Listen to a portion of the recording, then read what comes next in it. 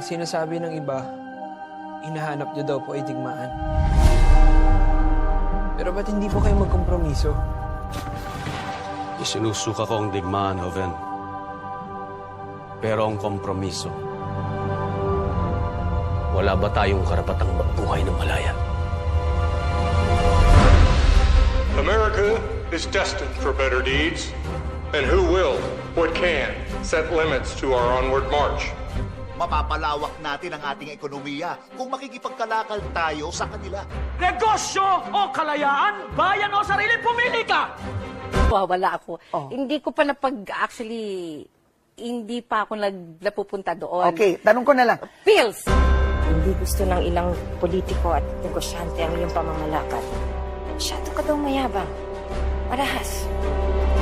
Kami ang Pabebe Girl at wala kayong pake kung pabebe kami sa mga video namin. Walang nakaangat sa batas, kahit na presidente. General, baka may makadinig. Eh di makinig sila. Baliw ka talaga, Luna.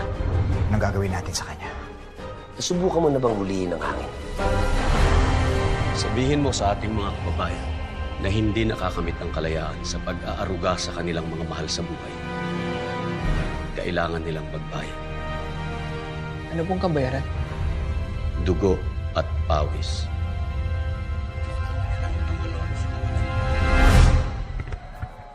Isang direksyon lang pag-auto! Huwag aaksahin ang bala! Achieve! Ikaw na. Diyos ko, Lord! Push! Sugat mga kababayan!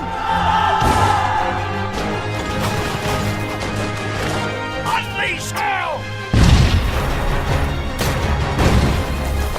Si Antonio Luna ay malupit, abusado, mayabang.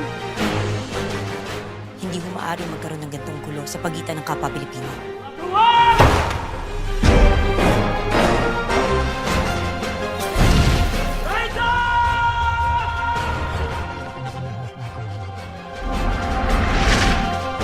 Mga kapatid, mayroon tayong mas malaking kaway kaysa mga Amerikano.